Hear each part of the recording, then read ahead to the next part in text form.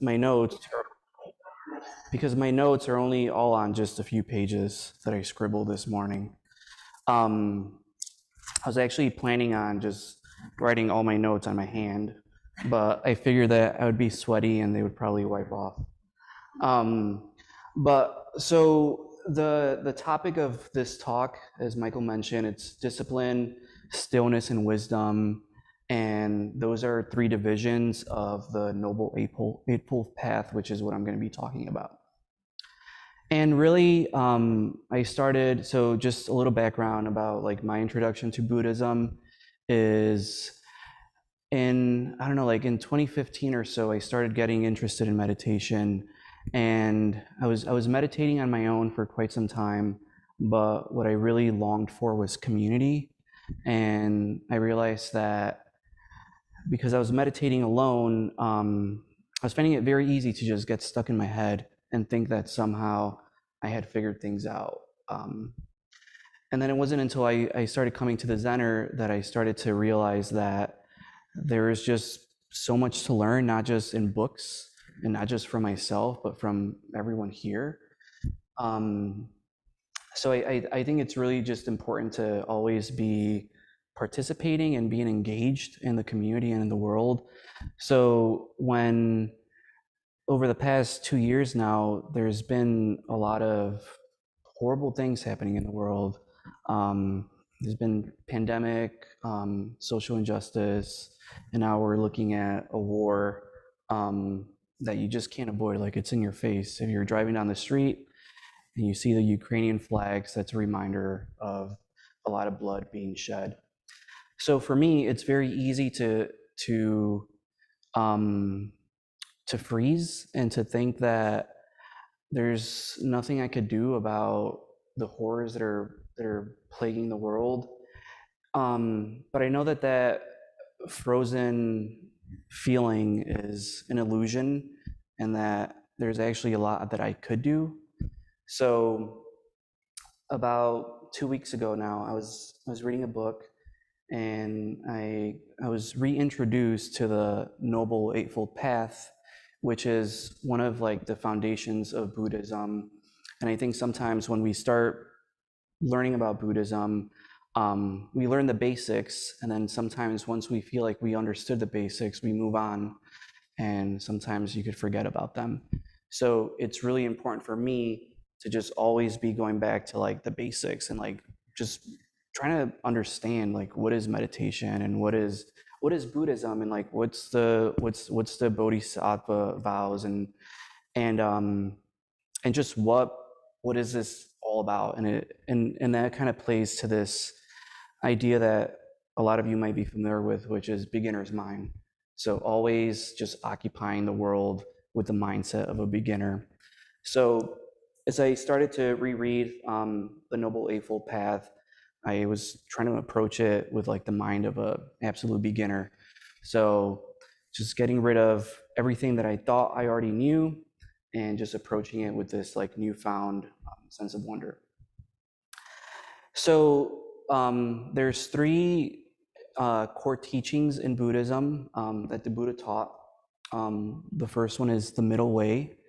And the middle way really is about not falling into extremes. So I think sometimes when we start getting into a spiritual path, it becomes very easy to think that in order to be a spiritual person, we need to behave a certain way, we need to dress a certain way, we need to talk about it all the time, and we need to go live in the mountains or like just be secluded. That's one extreme. The other extreme is to just not do any of that and just continue living a normal life, deluded, confused, angry, upset, etc. So the middle way is really a balance between these two polar opposites and being able to delicately balance the two notions. Neither extreme is right or wrong. But it's skillful to just not fall into this trap of thinking that somehow there's only one way and that's the only way. And then the second core teaching is the Four Noble Truths, and those deal with suffering. Suffering is real. You can't ignore it. We all do it. We all feel it. We see others feel it.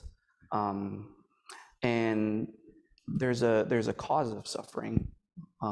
Suffering doesn't just come from nowhere.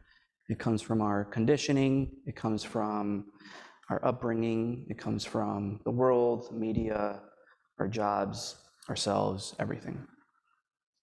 But the cool thing about this realization of suffering is that if we understand that suffering exists and that there's a cause of suffering, then that means that there has to be some sort of solution.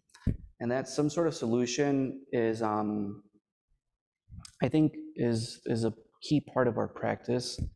We're always trying to, understand the cause of suffering and finding ways to alleviate the suffering. So even when Roshi today was talking about doing a fundraiser to get funds to support people that are in Poland that need help, that's a skillful way to end suffering. So there is a way, but then how do you actually go about doing that stuff?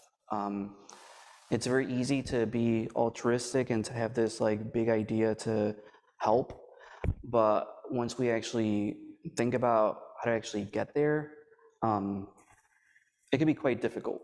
And I think that's where the Noble Eightfold Path comes in. So I like to think of the Noble Eightfold Path as some sort of instruction manual.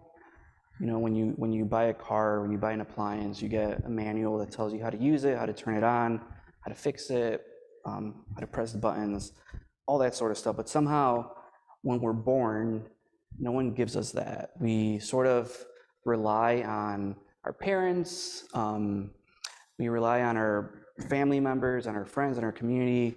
And if there is some sort of trauma or some sort of like dent in those things, the instruction manuals that we get passed down are actually quite destructive. So we could live our lives with this instruction manual that's actually doing more harm than good.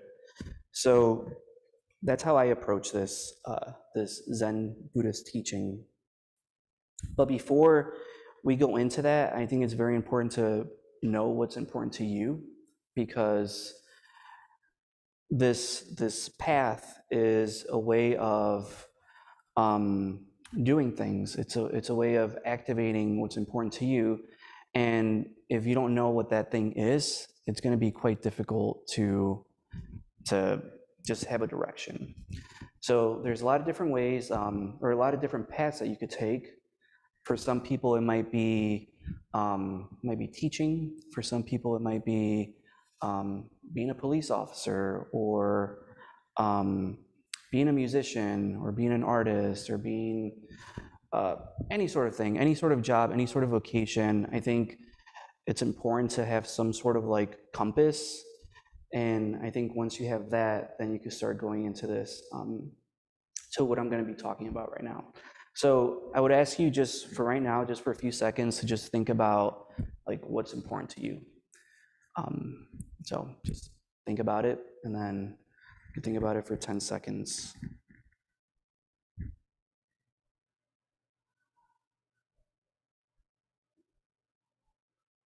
Okay. So the Eightfold Path is a set of 8 different things that that you could do. And they all begin with the word right. So you got right speech, right action, right livelihood, right efforts, right mindfulness, right concentration, right understanding, and right thoughts. And when I was reading through this, the word right keeps getting repeated over and over and over again. And anytime you hear right or good or bad or wrong, there's like a sense of authority that is related to that word. So I know for me, if I hear someone say the word right, I'm very curious about that person's authority, like what makes them be the person that could say this is right versus wrong. And as someone that has a somewhat skeptical approach to authority, the word right doesn't sit well with me at all. So I was just reading more, and I was just like trying to get to like, all right, what is this right? Like, what's right? And I was reading, and like I came to the conclusion that right is not so about the word right, but it's more about appropriateness. So you could say wearing a black shirt is right, but in a different context, wearing a black shirt might be wrong. So it's a form of like flexibility. It's a form of just being appropriate. Like there's situations that we encounter where, you know, you might tell a really funny joke or you might wear a funny hat, and you could say that's a right action, but if you wear it to, I don't know, like something more serious, maybe it's not the right thing to do. So I just wanted to throw that disclaimer out there. There is no one right. The only thing that I could think of as the closest to a right would be something that supports life and allows us to carry ourselves in the world.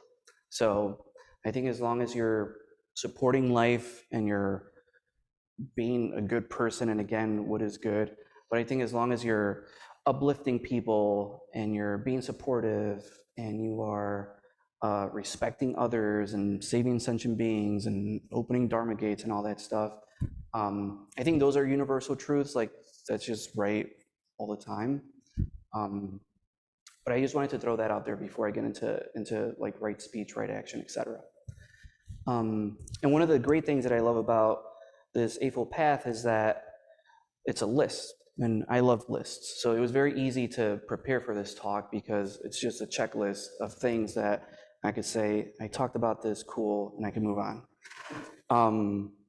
But if you're familiar with just a lot of Buddhist texts, you'll realize that we love lists, and then the list tied to other lists, and then those lists are under a category, and then that category is part of another category, and then in one tradition it means one thing, and another it means another thing. But I think you could distill these 8 items into 3 sections, and these 3 sections are called the Threefold Division. So you got the Eightfold Path, and then you got the Threefold Division. And you could probably come up with something else, like a Onefold Division, I don't know.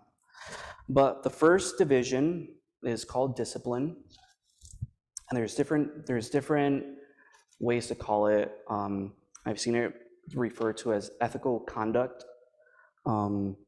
There is another term called Shila, Shila.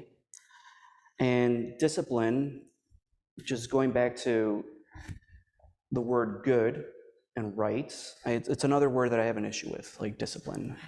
And I think up until I was 18 years old, like discipline, if someone said discipline to me, or I heard it, I probably thought not so nice things about that person. But I think as I've been just having more practice and just maybe getting older, discipline to me has taken on a new meaning. And to me, it's discipline, I see it as like respect. And it's not rigid, like it's not upright. I think when we think of discipline, we might think of standing straight, waking up at 4 a.m. to do push-ups, and like running in the mud and crawling under barbed wire. Like that's the discipline that I thought of. But discipline is actually, it could be that, if that's your thing. But discipline in this sense is about just having a commitment to yourself and just remembering that and just being reminded nonstop, like, this is me, this is what's important to me, and every day I'm going to try to uphold this importance. So within discipline, we have right speech, right action, and right livelihood. So right speech is about honesty, very simple, being honest, representing things as they are, not lying, being truthful, again, supporting life, lifting other people up, being compassionate with your speech, with your words, being skillful in how you talk, um, and just having emotional intelligence to know that words have an impact and that it matters, and that what you say to someone, what you speak to someone could actually be destructive, or it could be something that's life-sustaining. So that's speech. Then there's right action. And when I think of right action, again, it's a form of doing things and having habits and having patterns that are, again, supporting life, and that are honorable, that are respectable, that are kind, that are compassionate, and that, again, point back to the things that are important to you. So if you're a teacher, right action might look like making sure that your students have supplies. If you're a politician, it might be to represent the people that you serve. And then the third one that's under discipline is livelihood. And to me, livelihood is probably one of my favorites. To me, it's about lifestyle. It's about how we act. It's about how we speak, how we walk, how we talk, how we dress, how we do our hair, like everything. Like it's our life. Like it's how we wake up, and it's like the dialogue that we have with ourselves. It's how we eat our food and like drink our coffee and like all that stuff. Like it's really just the full picture of like your body and like how you act and exist in the world. And I think of this as unconditional. Like it's not something that you like turn on and off. It's something that you should aspire to just be reminded of. And again, it's okay to fail and to, I say things that are not right speech all the time, but it feels good to just have somewhere to return to, which is this foundation. And then we go into stillness. Again, stillness has like other terms that you could use for it. So you could think of stillness as like meditation. You could think of it as samadhi. And stillness is also another one of my favorites. They're all my favorite. And stillness includes another three rights. So there is right efforts, right mindfulness, and right concentration. So right effort, the way I see it, is about commitment and putting in the work, putting in the time, putting in the effort to, again, support and like be the foundation that gives life and like waters whatever it is that it's important to you. So having those habits, showing up to the world, is how I think of right efforts. And then you have right mindfulness, which again is, we talk a lot about mindfulness all the time, but in this sense, it's really about slowing down and reflecting. And if you slow down, if you're in a meeting, or if you're watching the news, or if you're on your phone, like you realize that everything just moves so fast. Like it's so fast, like it's one thing after the other, that sometimes if you don't take the time to actually slow down and be mindful,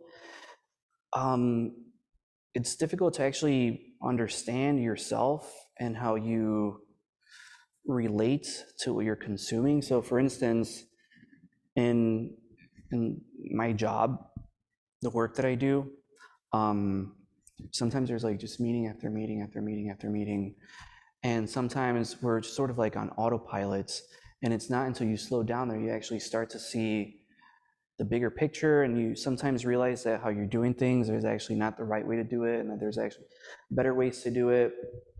And reflecting and contemplating is also like very important. So just making time for that, I find to be just a great antidote for like the rush of life. It's important to slow down. And I've actually, one of the things that the Zen practice has helped me throughout the years that I've been studying here is that I actually find that I speak slower, which before used to make me really uncomfortable. I remember when I was just fresh out of college, I just loved filling in every single gap. Like if there was silence, I needed to put something into it. And now, I don't know, I feel like I'm more, like I could do more because, like, no, I feel like I could say more because I'm able to say less. And I'm just more skillful and that sort of thing. And again, it's a practice, and I fail at least 3 times a day, if not more. But I think it's important to just slow down and just be like, remember that it's okay to be slow. And then the last one is concentration under stillness. And that's just about insights and being focused and being able to uphold and again just concentrate on the things that are happening around us and to actually like be intimate with them. Concentration is about intimacy, and it's about being close to whatever is at hand, whether it's you're cooking or whether you're watching the news or whether it's one pointed attention essentially, which is something that we teach here at the center. Is just being able to just be with the thing that is there. If you're going on a walk, just walking and being one with the walking, and just going about life that way. And then the last section is wisdom, which you could think of as knowledge. There's another word for it, which is prajna, which we talk a lot about it here at the center. And wisdom in this sense is really it's really direct wisdom. It's not being book smarts or reading a lot or knowing trivia or any of those things. It's about saying things as they are. So if you see an injustice, if you see person, if you see whatever it is that you're seeing, is just like looking at it for what it is and being able to have discernment of whether what you're looking at is factual, objective versus subjective, or relative or absolutes. And then under wisdom, we have understanding, which is really about just understanding the world and being able to know how the world operates. There's a lot of, I mean, it's no surprise, but there's a lot of news out there that is sometimes very one-sided and doesn't account for the other side. So understanding is really about just understanding the big picture and looking at things for what they are.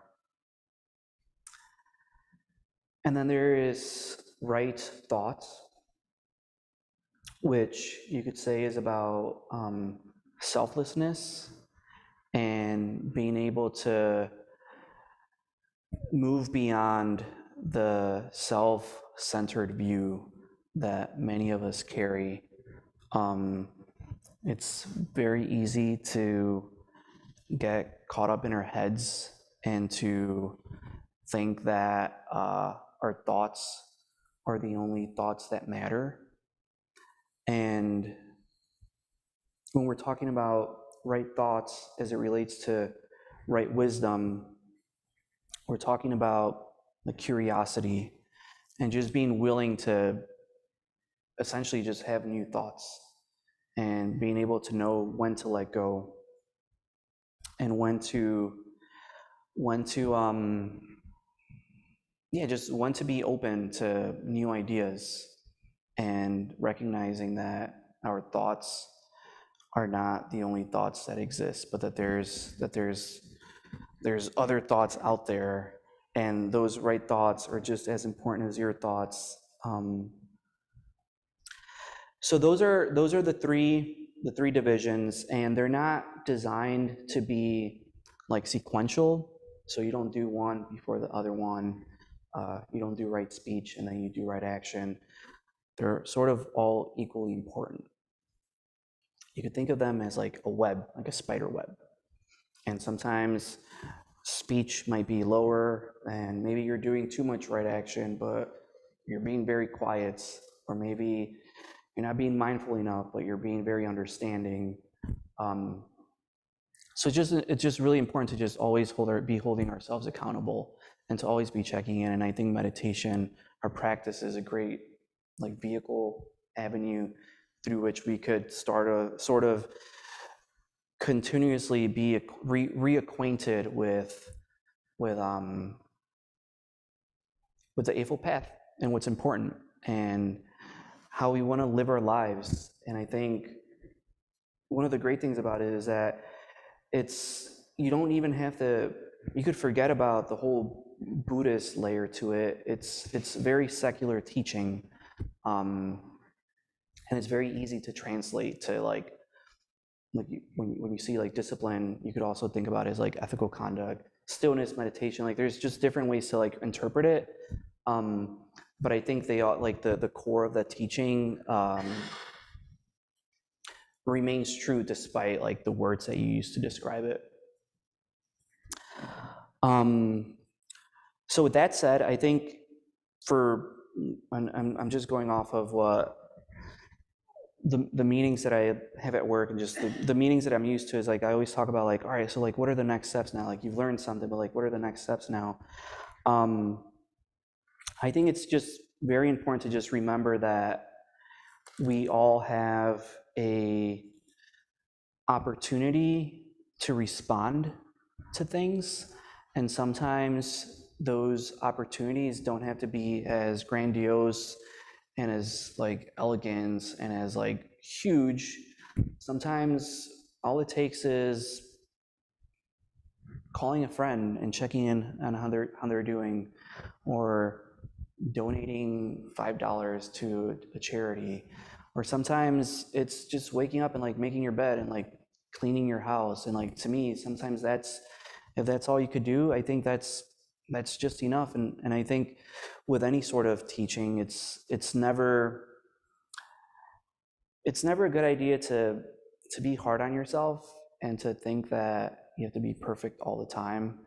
I know sometimes it's in my life, I need to have a day where I just absolutely do nothing, and I don't do right speech, I don't do right action, I just do nothing. And I think having those days is just as important as like being a spiritual warrior and like being out there and like, saving people and all of these other things. So I think that just a conclusion is just remember and just remind yourself constantly what's important to you, what could you do with what you have, and just Google the Noble Eightfold Path. And I'm being serious, just Google it. There's so many articles on it. It's a very simple teaching. And for me, I find it helpful to, when I'm learning something, to just copy, paste, just to write it down, because something about moving my hand and just makes me learn things easier. So just write it down, like put it on your refrigerator, write it on your hand, put it on your phone. I just think it's important for these times right now, to have some sort of like blueprints, some sort of like instruction manual that like tells us how to go about responding to what's happening. all around us. So with that said, I think that concludes my talk, but I'd love to answer any questions or hear from anyone that's here or online.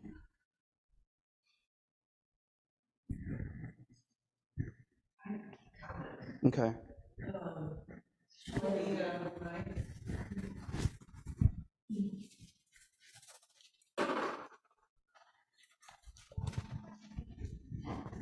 First, thank you. That was just a great talk, Kristen.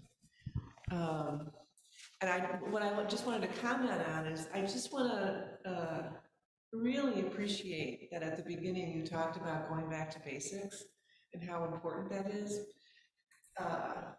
It's just a really good reminder to me. I mean, there are so many, there's the Eightfold Noble Path, there's the paramitas, there's the precepts, there's there's mindfulness, there's just, you can go on and on and on, and you can take any one of them, I think, and sort of do a deep dive, and it's all there, just in a different way. Yep. But they're all basics, and I love the idea of you saying that you sort of came back to it, trying to come back to it with the beginner's mind. There's so much to learn, and just listening to you, I got more insight into this Eightfold Noble Path. So I just really appreciate your talk. Thanks. Thanks. You got insight. That's I believe that's right. That's right thought. Yeah, good job.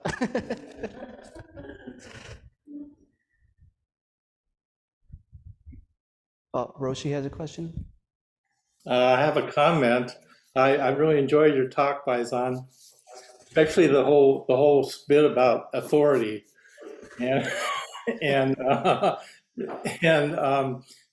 just keep in mind and I love the fact you said you just Google the Eightfold Path. That's what we all do now, just Google it. Look on Wikipedia. But keep in mind that all these many lists that are in early Buddhism, they're all translations from Pali and Sanskrit, mostly Pali. So the word right, not necessarily a good translation of sama, which is the term in Pali, which has the sense of being perfected or complete. That may not help you feel any better about it, but just to keep in mind that often the words that we translate from Pali don't really convey the more subtle meaning of the term. Yeah, I was reading last night, and so there's, and I'm very new to this part of what I'm learning about. But there's Dharma, but then if you add the word Satya in front of Dharma, then it becomes Sadharma, and Sadharma means truth and suchness of the Dharma. And there's just, it's just a lot to take in. Like, it's like if you start dissecting like the etymology of the words, you can just dive into like this rabbit hole of like, what does the Dharma mean? What is if you for instance, if you translated right speech as wholesome speech, then all of a sudden it's not quite so dualistic. Or it still is, because then unwholesome speech. But it doesn't feel the same when you use more subtle translations. That's why I like the word appropriate, because appropriate is just appropriate, like it's just appropriate to the situation. And in fact, when we study the precepts, one of the ways that we always appreciate a precept is in the context in which it's practiced. In one context, a literal reading of the precept could be completely inappropriate. So when you try to narrow things down to linear rules, they just don't work. Anyway, I really enjoyed your talk, Baizan. Thank you. Thanks, Roshi. So Christian, I loved your talk. So I want to give you some, opportunity to expand. Okay. So when you started talking, you said how for you personally, it was so important to be a member of a Sangha and how that has helped you to come closer to realization of all these things that you talked about. Mhm. So how does belonging to a Sangha integrate with what you were talking about, how those two things mesh? Yeah, so for me, I remember when I first joined the center, maybe like 6 months in, I don't know if Roshi remembers this, but I approached Roshi and I asked I remember going up to him and sort of like suggesting that I help redesign the website. Um, and like to me, that's like my way of contributing is like there's things that I know, there's things that I'm really good at. So how could I share those with the things that matter to me? So as someone that's a graphic designer, I'm like, all right, I know graphic design, so how could I use that to help the center? And that translates over to doing the social media. And I like to teach. I like to teach people things. So I'm like, all right, like what if I teach at the center? So it's just a way of like finding what you're good at and sharing it. I think everyone has something that they're good at, some talents that they could contribute. So that's what I like about this place is that everyone brings in their own expertise, and it's just very nice to have to belong to a community where I could be myself and use what I know to help something that I care about and not necessarily have to learn like a new trade or like new skills or anything. Like I'm doing what I do from 9 to 5 in a different context. And I think that's, to me, that's how I practice this path in the community. Have you noticed that change your attitude to your work? Have I noticed that changed my attitude to my work? Well, I am, let's see. I appreciate that there's very little feedback that I get here when it comes to helping, which I really appreciate. And sometimes the contrast between that and my job is that in my job, there's just a lot of like criticism and like feedback and like everything is about like business and all that sort of stuff, which is great. But I don't know, like it's made me more, I don't know, like resilient to my day job. So the things that used to bother me more bother me less because I know that later in the day I'll be able to do something that is still the same, like design, same type of work, but in a different context for something that is important to me. So I think, yeah, I think it just makes me more resilient to like those little thorns that you encounter throughout the day.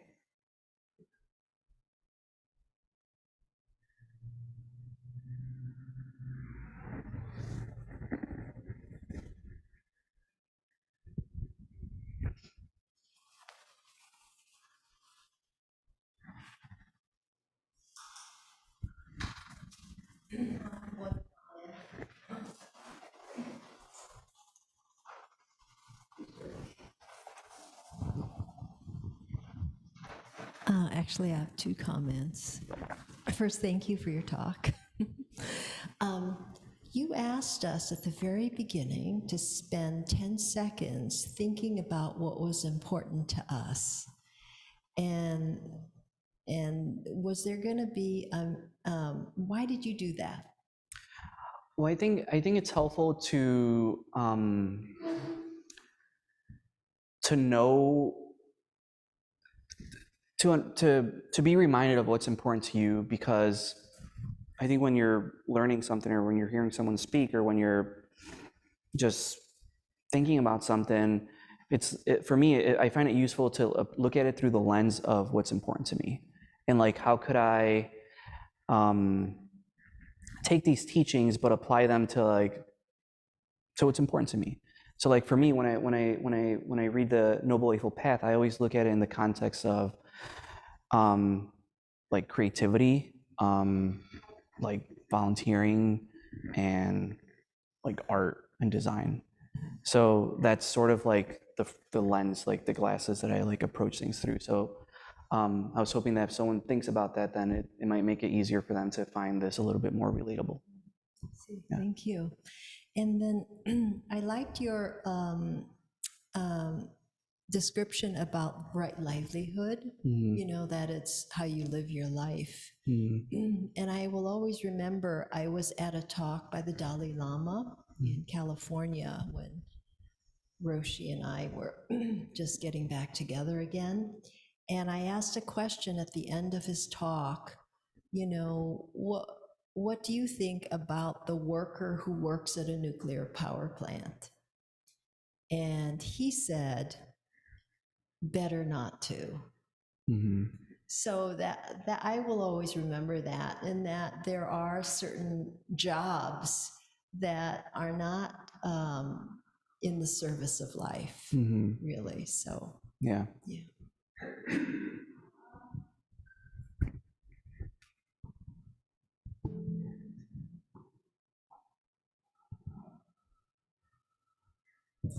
So thank you. Yeah.